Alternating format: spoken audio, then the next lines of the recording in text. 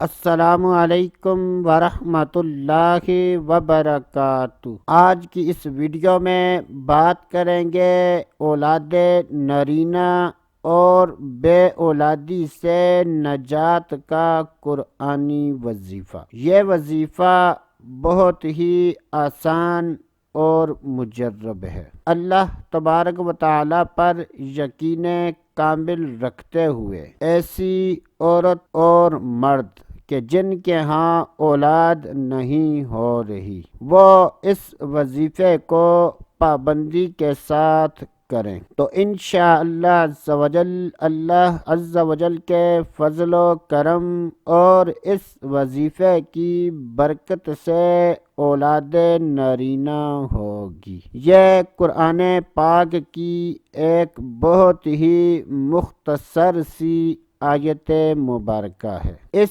آیت مبارکہ کو 21 مرتبہ پڑھنا ہے۔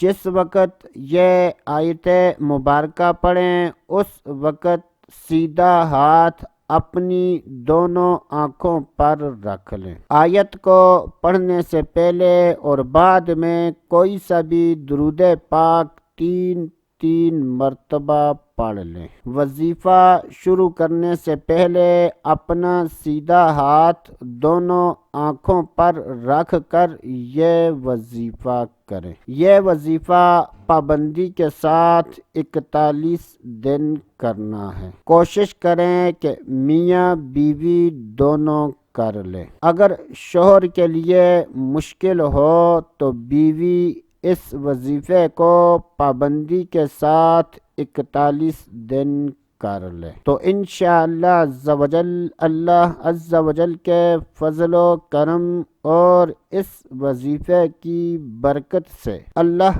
تبارک و تعالی اولاد کی نعمت سے نواز دے گا۔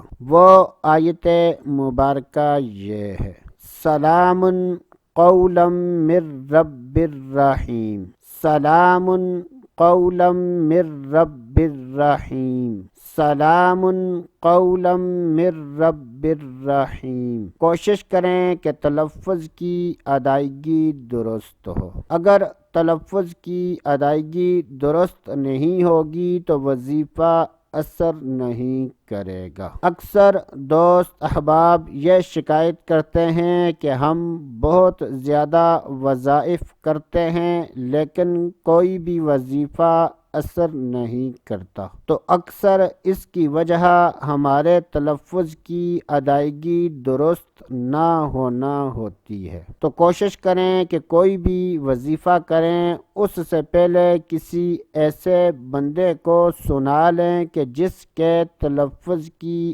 ادائیگی درست ہو، تاکہ آپ اگر کوئی بھی غلطی کرتے ہیں تو آپ کی غلطی درست ہو جائے۔ تو اس آیت مبارکہ کو 21 مرتبہ پڑھنا ہے۔ کوشش کریں کہ تعداد کم یا زیادہ نہ ہو تو انشاءاللہ عز و جل اللہ عز و جل کے فضل و کرم اور اس وظیفے کی برکت سے اللہ تبارک و تعالی اولاد کی نعمت سے نوازے گا۔ تو دوستو آج کے لیے اتنا ہی، اگلی ویڈیو تک اجازت، اللہ حافظ۔